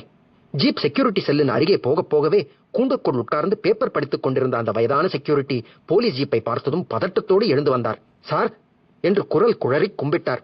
சுபாஷ் தலையை நீட்டி கேட்டார், 74A அட்ரஸ் எந்த பக்கம் இருக்கு? நேரா போய் லெப்ட் எடுத்தா ஏ பிளாக் வரும் சார். கிரவுண்ட் ஃப்ளோர்லயே நம்பர் 74 இருக்கு சார். அந்த அட்ரஸ்ல யார் இருக்காங்கன்னு தெரியுமா? ஒரு பொண்ணு இருக்கிறத பார்த்திருக்கேன். பேர் தெரியுமா? தெரியாதுங்கய்யா. ஜீப் நகர்ந்தது. அதே வினாடி சுபாஷின் செல்போனும் வாயை திறந்தது. எடுத்து பார்த்தார். மறுமுனையில் சப் இன்ஸ்பெக்டர் தமிழரசன். என்ன தமிழ்? சார், நீங்க இப்ப எங்க இருக்கீங்க? நேத்து ராத்திரி கொலையான அந்த பொண்ணு ராகவியோட அட்ரஸுக்கு போயிட்டு இருக்கோம். அவ வீட்டையும் நெருங்கிட்டோம். ஏன், என்ன விஷயம்? சார், நான் இப்ப ஜிஹெச்ல ராகவியோட போஸ்ட்மார்ட்டம் ரிப்போர்ட்டை வாங்குறதுக்காக வெயிட் பண்ணிட்டு இருக்கேன். ரிப்போர்ட் கிடைக்க எப்படியும் 2 மணி நேரத்துக்கு மேல ஆயிடும்னு டாக்டர்கள் சொன்னதால ஏதாவது ஒரு ஹோட்டலுக்கு போய் காபி சாப்பிட்டுட்டு வரலாம்னு புறப்பட்டேன். பார்க்கிங்கில் நிறுத்தி வச்சிருந்த என்னோட பைக்கை எடுக்க போகும்போதுதான் அதை கவனிச்சேன். எதை? என் பைக்கோட ரியர் வியூ கண்ணாடியில் சில ரத்த துளிகள் காய்ஞ்சு போய் ஒட்டி இருந்தது சார். பைக்கோட கைப்பிடியில் சின்னதாய் சுருட்டி வச்ச பேப்பர் துண்டு ஒன்னும் இருந்தது. அதை எடுத்து பிரிச்சேன். அந்த துண்டு பேப்பர்ல 4-5 வரிகள் போலீஸ் டிபார்ட்மெண்ட்டை மிரட்டுற துணியில் எழுதப்பட்டிருந்தது. அது என்னன்னு படிங்க. காவல்துறைக்கு ராகவி முடிந்து போன களங்கம், சுத்தப்படுத்தப்பட்ட ஒரு குப்பை. அதை மறுபடியும் கிளற வேண்டாம். கிளறினால் மறுபடியும் ரத்த துளிகளை பார்க்க வேண்டியிருக்கும். யாரோ மிரட்டுறாங்க. ஆமா சார். உலர்ந்து போன ரத்த துளிகளை பிரிசர்வ் பண்ணிட்டீங்களா? அம்மோனியா திரவத்தில் கலெக்ட் பண்ணி கான்ஸ்டபிள் மூலமாய் ஃபாரன்சிக்கு அனுப்பிட்டேன் சார். சரி, இந்த விஷயத்தை இப்போதைக்கு நம்ம ஹை அபிஷியல்களுக்கு தெரியப்படுத்த வேண்டாம். நீங்க ராகவியோட போஸ்ட்மார்ட்டம் ரிப்போர்ட்டை வாங்கிட்டு ஸ்டேஷனுக்கு வந்துருங்க. நானும் நகுலனும் இங்கே ராகவியோட வீட்டை பார்த்துட்டு வந்துடுறோம். ராகவிக்கு நடந்ததை அவ வீட்டை சேர்ந்தவங்களுக்கு இனிமேல் தான் தெரியப்படுத்தணும். சார், என்ன? இது ஏதோ ஒரு பெரிய விவகாரமாய் இருக்கும் போல இருக்கு சார். பெரிய விவகாரம் தான். அதனாலதான் தைரியமாய் போலீஸ் ஸ்டேஷன் வாசலிலேயே வச்சு வெட்டி இருக்காங்க. அந்த ஆட்டோ டிரைவர் சயனடை விழுங்காம இருந்திருந்தாலும் இந்நேரம் உண்மைகளை அவனோட வாயிலிருந்தே வரவழைச்சு இருக்கலாம். ஆட்டோ டிரைவர் பொய் சொல்றான்னு நகுலன் சொன்ன வினாடியே அந்த டிரைவரை மடக்கி இருக்கணும். நான் கொஞ்சம் மிஸ் பண்ணிட்டேன் சார். ராகவியை கொலை பண்ணின ஆட்கள் போலீஸோட நடவடிக்கைகளை கவனிச்சுக்கிட்டு இருக்காங்கன்னு நினைக்கிறேன். மேபி அந்த கான்ஸ்டபிளுக்குள்ளே கூட யாராவது இருக்கலாம். தேவையில்லாம எவனாவது நின்றுட்டு இருக்கானான்னு கேஷுவலா வாட்ச் பண்ணுங்க. Yes sir. சுபாஷ் செல்போனை அணைத்து விட்டு அருகில் இருந்த நகுலனை பார்த்தார். சப் இன்ஸ்பெக்டர் தமிழரசன் தன்னிடம் செல்போனில் சொன்னதை நகுலனிடம் சொல்ல அவன் பெருமூச்சு விட்டான். சார், நேத்து ராத்திரி ராகவி எனக்கு போன் பண்ணி கூப்பிட்ட போதே நான் போயிருக்கணும். என்னோட ஃப்ரெண்டு பர்த்டே அந்த நேரத்துல எனக்கு முக்கியமாய்ப்பட்டது. அவ கூப்பிட்ட போதே நான் போயிருந்தா எதுக்காக கூப்பிட்டாங்கிற விஷயம் தெரிஞ்சிருக்கும். ராகவியோட உயிரையும் காப்பாத்தி இருக்க முடியும். எல்லாமே காலம் கடந்த நிகழ்வுகள். இனிமே நமக்கு முன்னாடி இருக்கிற ஒரே ஒரு வேலை கொலையாளிகளை துரத்தி பிடிக்கிறது தான். சுபாஷ் சொல்லிக் கொண்டிருக்கும் போதே ஜீப் அந்த அபார்ட்மெண்ட்டுக்கு முன்னால் இருந்த மரத்தடியில் போய் நின்றது. டிரைவர் சொன்னார், 74A இதான் சார். சுபாஷும் நகுலனும் ஜீப்பிலிருந்து இறங்கிக் கொண்டு அந்த அபார்ட்மெண்ட்டை நோக்கி போனார்கள். சுற்றிலும் இருந்த அடுக்குமாடி ஜன்னல்களில் முகங்கள் முளைத்து எட்டி பார்த்தன. கிரவுண்ட் புளோரில் நிறுத்தப்பட்டிருந்த கார்களுக்கு நடுவில் நடந்து பார்வைக்கு தட்டுப்பட்ட அந்த 74A இலக்கமிட்ட கதவுக்கு முன்பே நின்றார்கள். நகுலன் அழைப்பு மணியின் மேல் கையை வைக்க அது உள்ளே அலறுவது வெளியேயும் தெளிவாய் கேட்டது. சில வினாடிகளுக்கு பின் கதவு திறக்க கோதுமை மாவு ஒட்டிய கையோடு அந்த இளம்பெண் நின்றிருந்தாள். உடுத்தியிருந்த சேலையும் போட்டிருந்த கொண்டையும் உதடுகளில் உறைந்து போயிருந்த வெற்றிலை காவியும் அந்த வீட்டின் வேலைக்காரியாய் இருக்கலாமோ என்று சுபாஷுக்கு தோன்றியது. சுபாஷ் கேட்டார், வீட்டுல ராகவி இல்லையா? சுபாஷின் காக்கி யூனிஃபார்மை பார்த்து மிரண்டு போயிருந்த அவள் பயத்தில் வாய் உலர்ந்து போனவளாய் திணறி திணறி பேசினாள். அம்மா அம்மா வேலைக்கு போயிருக்காங்கய்யா. வேலைக்கா? ஆமா. எங்க வேலைக்கு போறாங்க? அம்மாவுக்கு கம்ப்யூட்டர் கம்பெனியில வேலை. ராத்திரி 8 மணிக்கு போனா மறுநாள் காலையில் 8 மணிக்கு தான் வருவாங்கய்யா. இன்னும் கொஞ்ச நேரத்துல அம்மா வந்துடுவாங்க என்றவள் எச்சிலை விழுங்கிக் கொண்டு தயக்கமான குரலில் கேட்டாள். அம்மாவை எதுக்காக தேடிக்கிட்டு? சுபாஷ் அவளுடைய கேள்வியை பொருட்படுத்தாமல் கேட்டார். இந்த வீட்டுல நீ யாரு? வேலைக்காரிங்கய்யா. பேரு? ருக்மிணி. இந்த வீட்டிலேயே தங்கிட்டு வேலை பார்க்கறியா? இல்லைங்கய்யா, சாயந்தரம் 6 மணிக்கு என் வீட்டுக்கு போயிட்டு மறுநாள் காலையில 6 மணிக்கு வேலைக்கு வந்துடுவேன். வீட்டு சாவி? என்கிட்ட ஒன்னும் அம்மா கிட்ட ஒன்னும் இருக்கும். அம்மா வேலையிலிருந்து வர்றதுக்கு முந்தி நான் வீட்டுக்கு வந்து சமையல் வேலையை ஆரம்பிச்சிடுவேன். அப்படின்னா ராத்திரியில் இந்த வீட்டுல யாரும் இருக்க மாட்டாங்க. ஆமாங்கய்யா. சுபாஷ் மேற்கொண்டு வேலைக்காரியிடம் பேச முற்பட பின்பக்கம் அந்த குரல் கேட்டது. Excuse me inspector. சுபாஷ் திரும்பினார். நடுத்தர வயதில் ஒரு நபர் ஜாகிங் சூட்டில் நின்றிருந்தார். தயக்கமாய் சுபாஷை நெருங்கி கை கொடுத்தபடி பேசினார். I am Ramkumar. இந்த டான்சி நகர் குடியிருப்பு நல சங்கத்துக்கு பிரசிடென்ட். இந்த 20 வருஷ காலத்துல போலீஸ் ஜீப் இந்த டான்சி நகர் வளாகத்துக்குள்ளே வந்ததில்ல. இன்னைக்கு வந்திருக்கு. அதுவும் ராகவியை தேடிக்கிட்டு வந்திருக்கீங்க. விஷயம் என்னன்னு தெரிஞ்சுக்கலாமா? மிஸ்டர் ராம்குமார், நீங்க எங்க வேலைக்கு போறீங்க? சார், நான் ஒரு நேஷனலைஸ்ட் பேங்க்ல மேனேஜராய் ஒர்க் பண்றேன். ராகவியை உங்களுக்கு தெரியுமா? தெரியும் இன்ஸ்பெக்டர். ஆனா பெரிய அளவில் பழக்கம் கிடையாது. காலை நேரங்கள்ல எப்போதாவது பார்க்க நேர்ந்தா சிரிப்போடு ஒரு குட் மார்னிங் சொல்லி பேசுவோம். நல்ல பொண்ணு. பை த பை, எதுக்காக இந்த enquiry inspector? What happen to her? சில வினாடிகள் மௌனம் சாதித்த சுபாஷ் பிறகு சொன்னார். Now she is no more. Last night she was murdered by somebody. ராம்குமாரின் முகம் இருட்டுக்கு போயிற்று. என்ன சொல்றீங்க இன்ஸ்பெக்டர்? ராகவி கொலை செய்யப்பட்டாளா? சுபாஷ் அவருக்கு பதில் சொல்வதற்குள் வேலைக்காரி ருக்மிணியின் அழுகை சத்தம் பெரிதாய் எழுந்தது. அந்த வீட்டையே அதிர வைத்தது. அம்மாவே கொன்னுட்டாங்களா? ஐயோ! தரையில் உட்கார்ந்து மார்பில் அடித்துக் கொண்டு புலம்ப ஆரம்பித்தாள். சுபாஷ் நகுலனிடம் திரும்பினார். மெல்லிய குரலில் சொன்னார், நான் மிஸ்டர் ராம்குமார் கிட்ட பேசிட்டு இருக்கேன். நீங்க இந்த வேலைக்காரியை விசாரிச்சுக்கிட்டே வீட்டை ஒரு தரம் பார்த்துடுங்க. முக்கியமாய் ராகவியோட பெட்ரூம். சரி சார். தலையாட்டி விட்டு நகுலன் போக சுபாஷ் ராம்குமாரிடம் வந்தார். நேற்று இரவு போலீஸ் ஸ்டேஷனுக்கு முன்பு நடந்த சம்பவத்தை 2 நிமிடங்கள் செலவழித்து சொல்லிவிட்டு அந்த கேள்வியை கேட்டார். ராகவியோட பேரண்ட்ஸ் எங்க இருக்காங்க? ராகவிக்கு அம்மா அப்பா கிடையாது இன்ஸ்பெக்டர். தனக்கு 10 வயசாய் இருக்கும் போதே அவங்க இறந்துட்டதாய் ராகவி ஒரு தடவை சொல்ல கேள்விப்பட்டு இருக்கேன். சொந்த ஊர் சேலத்துக்கு பக்கத்துல ஏதோ ஒரு கிராமம். ரிலேட்டிவ்ஸ்ல யாரோ படிக்க வச்சு வேலையும் வாங்கி கொடுத்திருக்காங்க. அந்த ரிலேட்டிவ்ஸ் யாருன்னு எனக்கு தெரியாது. அப்படின்னா இந்த வீட்டுல ராகவி மட்டும்தான். ஆமா. சொந்த பிளாட்டா? எஸ். ராகவிக்கு எங்க வேலை? பள்ளிக்கரணைக்கு பக்கத்துல கிரேட் டாஸ்க் என்கிற ஒரு ஐடி கம்பெனியில் நல்ல போஸ்ட். Group head. போன வருஷம் ஏதோ ஒரு ப்ராஜெக்ட் விஷயமாய் 2 மாசம் டெபுடேஷன்ல சிங்கப்பூருக்கு போயிட்டு வந்தா. ராகவிக்கு கம்பெனியில் நைட் ஷிஃப்ட் ஒர்க்னு வேலைக்காரி சொன்னா. ஆமா இன்ஸ்பெக்டர், கடந்த 6 மாச காலமாய் ராகவிக்கு நைட் ஷிஃப்ட். நான் கூட ஒரு தடவை அந்த பொண்ணை பார்த்து பேசும்போது, ஏம்மா ஷிஃப்ட சேஞ்ச் பண்ணிக்க கூடாதான்னு கேட்டேன். அதுக்கு ராகவி, இல்ல சார், இப்ப நான் பார்த்துக்கிட்டு இருக்கிறது ஒரு அமெரிக்கன் ப்ராஜெக்ட். இங்க ராத்திரியா இருக்கும்போது அமெரிக்காவில் பகல். அது ஒரு முக்கியமான ப்ராஜெக்ட் என்கிறதால நான் தான் பார்க்க வேண்டியிருக்கு. ப்ராஜெக்ட் முடிஞ்சதும் அவங்களே ஷிஃப்ட் மாத்திடுவாங்க சார்னு சொன்னா. இந்த குடியிருப்புல ராகவியோட நெருங்கி பழகிறது யாரு? அப்படி குறிப்பிட்டு யாரையும் சொல்ல முடியாது இன்ஸ்பெக்டர். ராகவி ரொம்பவும் ஜோவியல். அவ வயசை ஒத்த பெண்களோடு நல்லா மிங்கிளாகி பழகக்கூடிய பெண்.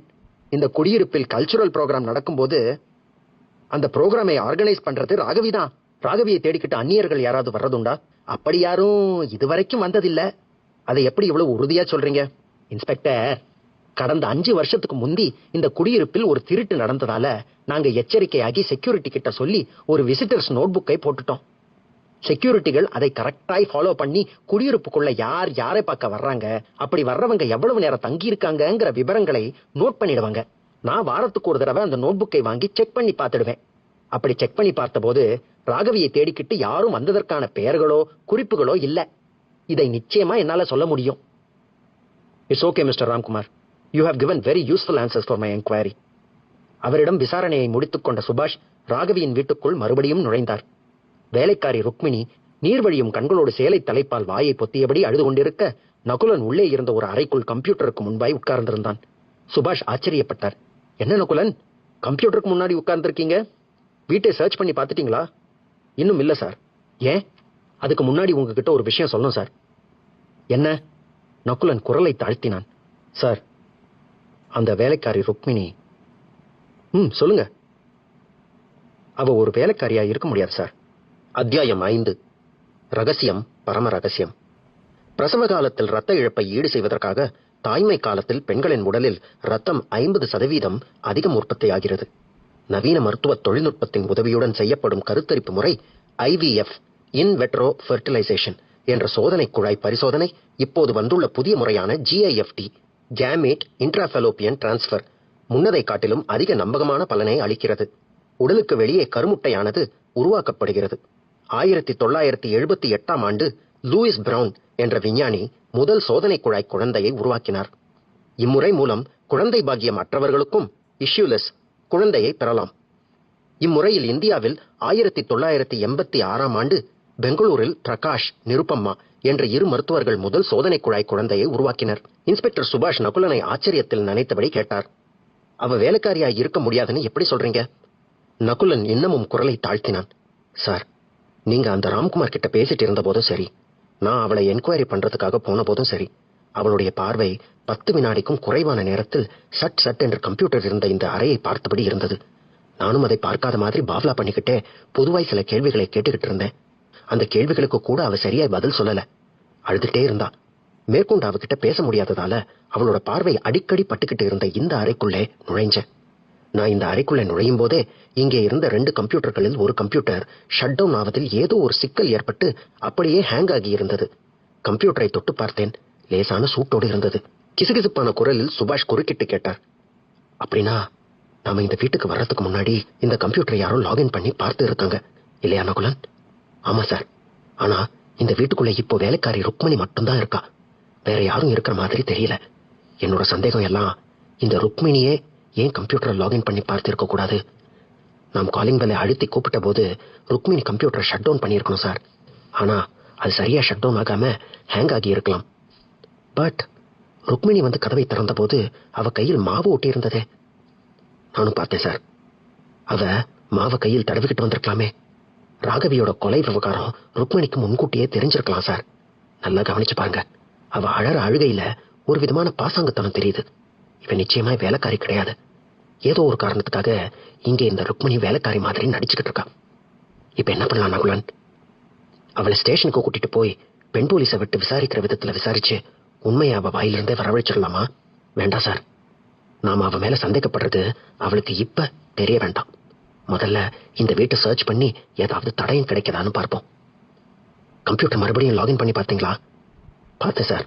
ஆனா சர்வர் அவ்வளவு ஃபாஸ்டா இல்ல. இருவரும் அந்த அறைக்குள் நகர்ந்தார்கள். ருக்மிணி சேலை தலைப்பால் வாயை பொத்திக்கொண்டு ஹால் சுவரோரமாய் நின்றபடி தெரிய சுபாஷ் சுவரின் அலமாரியை திறந்தார். உள்ளே நிறைய புத்தகங்கள் சீராய் அடுக்கி வைக்கப்பட்டிருக்க ஒரு புத்தகத்தை மட்டும் எடுத்து பார்த்தார். அது ஒரு கம்ப்யூட்டர் சம்பந்தப்பட்ட புத்தகம். அந்த புத்தகத்தை வைத்துவிட்டு இன்னொரு புத்தகத்தை எடுக்க முயன்ற போது அவருடைய செல்போன் அழைத்தது. எடுத்து பார்த்தார். செல்போனின் மறுமுனையில் ஹெட் கான்ஸ்டபிள் மகேந்திரன் அழைத்துக் கொண்டிருந்தார். சுபாஷ் போனை ஒற்றி எரிச்சலான குரலில், என்ன சொல்லு என்றார். சார், அந்த ஆட்டோ டிரைவர் செபாஸ்டியன் ஓட்டிக்கிட்டு வந்த ஆட்டோவோட ரெஜிஸ்ட்ரேஷன் நம்பர் போலி. ஆட்டோ என்ஜினோட சேஸ் நம்பரையும் ஈயத்தை உருக்கி ஊத்தி அழிச்சிருக்காங்க. அது அநேகமாய் திருட்டு ஆட்டோவா இருக்கலாம் சார். டிரைவர் செபாஸ்டியனோட போட்டோவை ஆட்டோ ஸ்டாண்ட்ல இருக்கிற டிரைவர்ஸ் கிட்ட காட்டி விசாரிச்சியா? விசாரிச்சா சார். ஆள் யாருன்னு யாருக்கும் தெரியல. ஆட்டோ ஓட்டுநர் சங்க தலைவர் வீராசாமி கிட்ட போட்டோவை கொடுத்து விசாரிக்க சொல்லியிருக்கேன். அப்படியே டிராபிக் போலீஸ் டிபார்ட்மெண்ட்டுக்கு தகவல் கொடுத்து கடந்த சில மாதங்களில் ஆட்டோ திருட்டு போனதா எத்தனை கம்ப்ளைண்ட்ஸ் வந்திருக்குங்கிற விபரத்தையும் கேட்டிருக்கேன் சார். விபரத்தை வாங்கி வச்சுக்கிட்டு என்ன பண்ண போற? வீட்டுல அப்படியே வச்சிருந்து 6 மாசம் கழிச்சு ஊறுகாய் போட சொல்லு. சார், வெட்டி பேச்சு பேசாம போனை கட் பண்ணிட்டு உருப்படியா ஏதாவது தகவல் கிடைக்குமான்னு பாரு. சுபாஷ் தன்னுடைய செல்போனை அணைத்து பாக்கெட்டில் போட்டுக்கொண்ட வினாடி பக்கத்தில் நகுலன் வந்து நின்றான். குரலை வெகுவாய் தாழ்த்திக் கொண்டு சொன்னான், சார், இதை கொஞ்சம் பாருங்க. அத்தியாயம் 6. ரகசியம், இது ரகசியம். பொதுவாக மிருகங்களில் பன்றியை கேவலமாக நினைக்கிறோம். ஆனால் ஒரு மிகப்பெரிய உண்மையை இன்றைய மருத்துவம் சொல்லி இருக்கிறது. அதாவது பன்றியின் தோல்தான் உடற்கூறு ரசாயன ரீதியில் மனித தோலுக்கு சமமான செல்களோடும் திசுக்களோடும் உள்ளது. பன்றியின் தோலை உரித்து அதனை உரிய முறையில் பதப்படுத்தி தீ விபத்தில் தீக்காயத்தால் தோல் தீந்து போன மனிதர்களுக்கு பிளாஸ்டிக் சர்ஜரி செய்து மனித தோலை பழைய நிலைமைக்கு கொண்டு வரலாம். இதில் உள்ள இன்னொரு வியப்பான செய்தி என்னவென்றால், மற்ற உயிரினங்களின் தோல் மனித உடலோடு ஒட்டுவது இல்லை. பன்றியின் தோல் மட்டுமல்ல, அதனுடைய இதயத்தின் வால்வுகளும் மனிதனுக்கு பயன்படுகின்றன. இதய வால்வுகள் சரியாக இயங்காத மனிதர்களுக்கும் இதய வால்வுகளில் துளை உள்ள நோயாளிகளுக்கும் பன்றியின் இதய வால்வுகளை பொருத்தி மனித இருதயத்தை பழைய துடிப்பான நிலைமைக்கு கொண்டு வர முடியும் என்று மருத்துவர்கள் உறுதிபட கூறுகிறார்கள். GH காலை 10 மணி. சப் இன்ஸ்பெக்டர் தமிழரசன் மார்ச்சுவரிக்கு பக்கத்தில் இருந்த டாக்டரின் அறைக்குள் நுழைந்தபோது டாக்டர் ரங்கராஜன் பார்த்துக் கொண்டிருந்த செல்போனை அணைத்துவிட்டு ஒரு புன்னகையோடு நிமிர்ந்தார். Sorry mister Tamilarasan, postmortem report ready பண்ண கொஞ்சம் லேட் ஆயிடுச்சு. No problem doctor. PM ரிப்போர்ட்ல ஏதாவது அப்நார்மல்சி இருந்ததா? டாக்டர் ரங்கராஜன் சில வினாடிகள் மௌனமாய் இருந்து விட்டு கேட்டார். போஸ்ட்மார்ட்டம் பண்ணப்பட்ட ராகவியோட ஃபேமிலி மெம்பர்ஸ் யாராவது வெளியே வெயிட் பண்ணிட்டு இருக்காங்களா? இல்ல டாக்டர். ஒரு 5 நிமிஷம் முன்னாடி இன்ஸ்பெக்டர் என்கிட்ட பேசினார். ராகவி வீட்டுக்கு போன அவர் அங்கே ஒரு விசாரணையை மேற்கொண்டதில் ராகவிக்கு பேரண்ட்ஸ் உட்பட சொந்த பந்தங்கள் யாரும் கிடையாதுன்னு ஒரு வேலைக்காரியின் உதவியோடு தனியாய்தான் இருந்திருக்கா என்கிற தகவலையும் சொன்னார். டாக்டர் புன்னகைத்தார். அதுதான் தப்பு நடந்திருக்கு. தப்பா? என்ன சொல்றீங்க டாக்டர்? ராகவி சுத்தமான பெண் கிடையாது. டாக்டர், யூ மீன் குறைந்தபட்சம் 3 தடவையாவது DNC பண்ணியிருக்கணும். அதையும் ஒரு கைனகாலஜிஸ்ட் பெண் டாக்டரை வரவழைச்சு கன்ஃபார்ம் பண்ணிட்டோம். ராகவி கொலை செய்யப்பட இந்த கருக்கலைப்பு விவகாரமும் ஒரு முக்கியமான காரணமாக இருக்கலாம். IT கம்பெனியில் அவளோடு நெருங்கி பழகின ஆண் நட்புகள் யாருன்னு ஒரு லிஸ்ட் எடுத்து இன்வெஸ்டிகேஷனை டீப்பன் பண்ணுங்க. டாக்டர் சொல்லிக்கொண்டே தன் கையில் வைத்திருந்த போஸ்ட்மார்ட்டம் ரிப்போர்ட் தாள்களை நீட்ட தமிழரசன் அதை வாங்கிக் கொண்டே தயக்கமான குரலில் கேட்டார். மீடியா பீப்புள் யாராவது உங்களை வந்து பார்த்தாங்களா டாக்டர்? இல்ல, வழக்கமா ரிப்போர்ட்டர்ஸ் 11 மணிக்கு மேல் தான் GHக்கு வந்து விபத்து கொலை குற்றங்கள் சம்பந்தமாய் ஏதாவது கேஸ் இருக்கான்னு கேட்பாங்க. இன்னைக்கும் வருவாங்க. அப்படி வந்தா ராகவியை பத்தி எதுவும் சொல்ல வேண்டாம்ங்கிறீங்களா? ராகவி கொலையான விஷயம் தெரிஞ்சா தப்பில்ல டாக்டர். ஆனா போஸ்ட்மார்ட்டம் ரிப்போர்ட்ல இருக்கிற DNC விவகாரம் இப்போதைக்கு அவங்களுக்கு தெரிய வேண்டாம். விஷயம் வெளியே தெரிஞ்சா ராகவியோடு சம்பந்தப்பட்ட ஆட்கள் உஷாராயிடுவாங்க. இன்வெஸ்டிகேஷனை டைவர்ட் பண்ண பார்ப்பாங்க. உங்க நோக்கம் எனக்கு புரியுது மிஸ்டர் தமிழரசன்.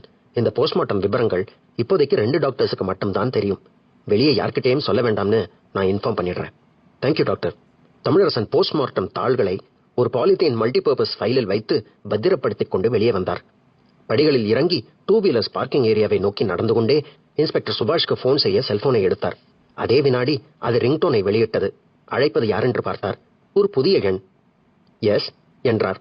மறுமுனை சற்றே அதிகார துணியில் கேட்டது. பேசுறது SI தமிழரசன் தானே? ஆமா.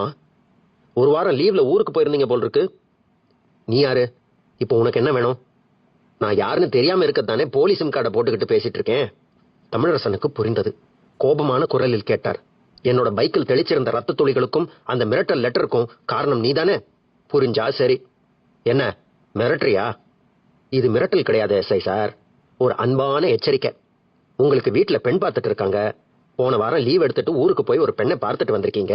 அந்த பொண்ணுக்கும் உங்களை பிடிச்சிருக்கிறதாய் கேள்விப்பட்டேன். டே, உனக்கு இப்ப என்ன வேணும்? Very very simple. இந்த ராகவி கேஸ ஒரு சாதாரண கேஸா ஹேண்டில் பண்ணி கொலையாளியை கண்டுபிடிக்க முடியலன்னு சொல்லி கேஸ க்ளோஸ் பண்ணி நாடாவை கட்டி பரன் மேல தூக்கி போட்டுடணும். அப்படி தூக்கி போடலனா 4 பேர் உங்களை தூக்கிட்டு சுடுகாட்டுக்கு போக வேண்டியிருக்கும்.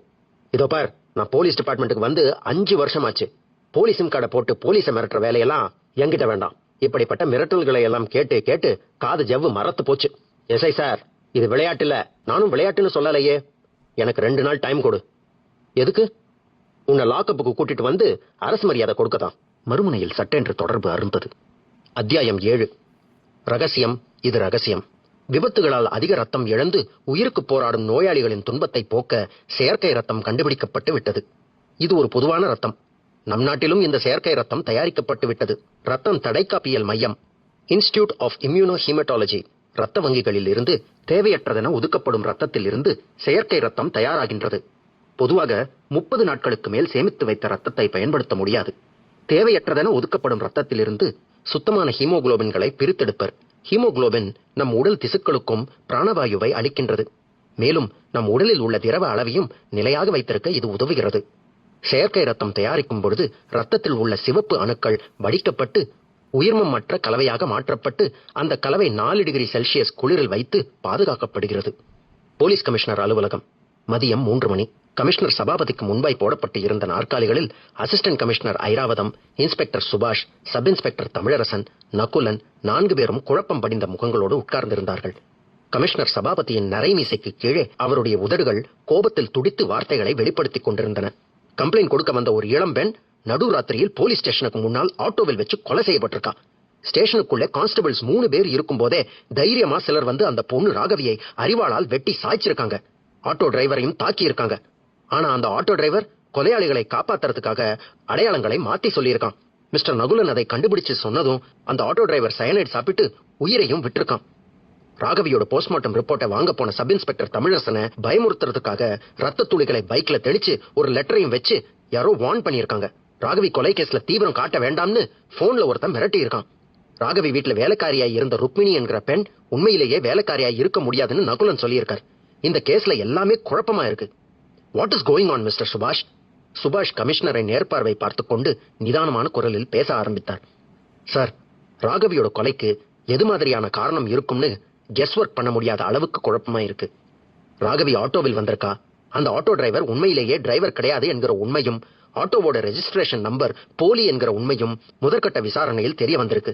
அது திருடப்பட்ட ஆட்டோவாக இருந்திருக்கணும். ஆட்டோ யாரோடதுன்னு தெரியாம இருக்கிறதுக்காக என்ஜின் சேஸ் நம்பரை ஈயத்தை ஊற்றி அழிச்சிருக்காங்க. கமிஷனர் குறுக்கிட்டு கேட்டார். அந்த வேலைக்காரி ருக்மிணி தான் வேலைக்காரி இல்லை என்கிற உண்மையை ஒத்துக்கிட்டாளா? ஒத்துக்கல சார்.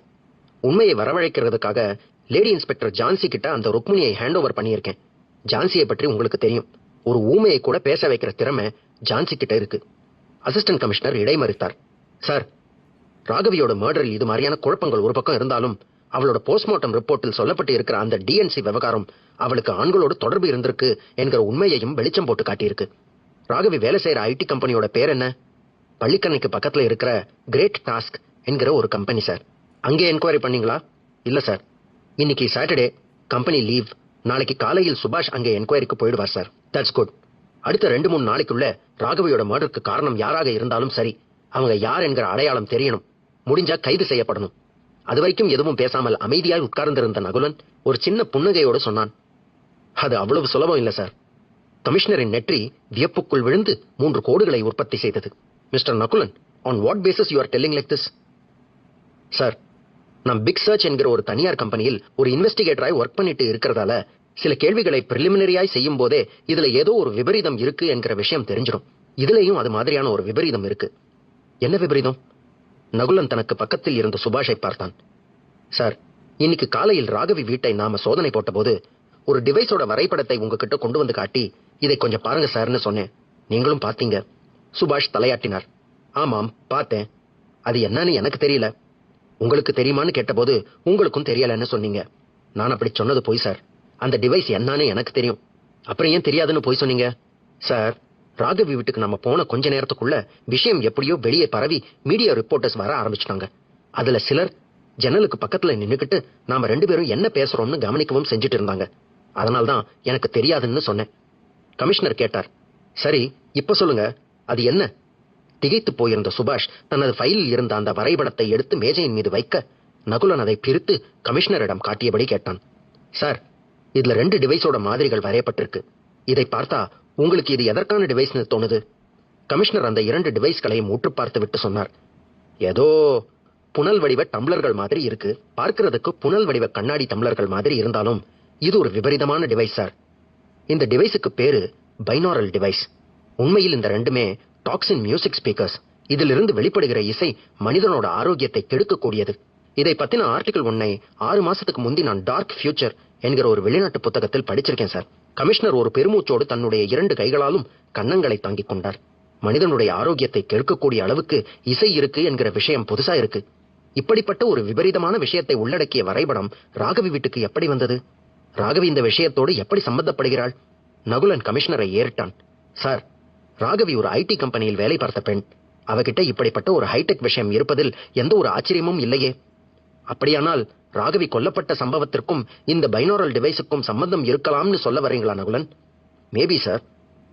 கமிஷனர் அடுத்து பேசுவதற்காக உதடுகளை அசைக்க முயன்ற வினாடி மேஜையின் மேல் இருந்த இன்டர்காம் டெலிபோன் முணுமுணுப்பாய் கூப்பிட்டது. ரிசீவரை எடுத்து காதுக்கு வைத்து மறுமுனையில் ஒலித்த பேச்சை செவிமடுத்து விட்டு வர சொல்லு என்றார். அத்தியாயம் 8. ரகசியம், இது ரகசியம். அலர்ஜி ஒரு அபாயகரமான நோய் என்று பலருக்கும் தெரிவதில்லை. நம் உடம்புக்கு ஒத்துவராத சில பொருட்களாலேயே இந்நோய் ஏற்படுகிறது. இது ஒவ்வாமை தானே என்று அலட்சியப்படுத்த முடியாது. மகரந்த தூள்களும் தூசிகளும் பூச்சிகளும் சில வேதிப்பொருட்களும் மருந்துகளும் உணவு வகைகளும் பழங்கள் மற்றும் எந்த ஒரு பொருளும் நமக்கு அலர்ஜியாக மாறலாம். இந்த அலர்ஜி பொருட்கள் உடலை தாக்கியதுமே இம்யூனோகுளோபுலின் என்னும் எதிர்ப்பு சக்தி உண்டாகிறது. இந்த எதிர்ப்பு சக்தி நமது உடலில் உள்ள செல்களில் நிரந்தரமாக படிந்து விடுகிறது. ஒவ்வா பொருள்களை மீண்டும் உபயோகிக்கும் போது அது ரத்தத்தில் உள்ள செல்களுடன் வினைபுரிந்து ஹிஸ்டமின் போன்ற ரசாயன பொருட்களை வெளிப்படுத்துகிறது. இன்டர்காம் ரிசீவரை அதனிடத்தில் வைத்த கமிஷனர் தனக்கு முன்னால் உட்கார்ந்திருந்த அனைவரையும் பொதுவாய் ஒரு பார்வை பார்த்தபடி சொன்னார். பெண் போலீஸ் இன்ஸ்பெக்டர் ஜான்சி வரங்க. ராகவி வீட்டுல வேலைக்காரியாய் நடிச்ச ருக்மணி கிட்ட இருந்து உண்மைகளை வரவழைச்சிட்டாங்கன்னு நினைக்கிறேன். She is very efficient and duty consciously woman police. சுபாஷின் முகத்தில் சந்தோஷம் மின்னியது. அதனால்தான் சார் அந்த பொறுப்பை ஜான்சி கிட்ட கொடுத்தேன். Let her come. கமிஷனர் சொல்லிக் கொண்டிருக்கும் போதே வெறுமனே சாத்தியிருந்த அறைக்கதவை மெலிதாய் தட்டிவிட்டு அந்த திடகாத்திரமான பெண் இன்ஸ்பெக்டர் ஜான்சி உள்ளே வந்தாள். கமிஷனருக்கு முன்பாய் நின்று ஒரு சல்யூட் அடித்துவிட்டு இயல்புக்கு வந்தாள். உட்காருமா ஜான்சி. கமிஷனர் தனக்கு இடதுபுறம் காலியாய் இருந்த ஒரு நாற்காலியை காட்ட ஜான்சி உட்கார்ந்தாள். Thank you sir. சொல்லுமா, எனிதிங் இம்பார்ட்டன்ட்? சார், அந்த ருக்மணியை விசாரிச்சுட்டேன். என்ன சொன்னா?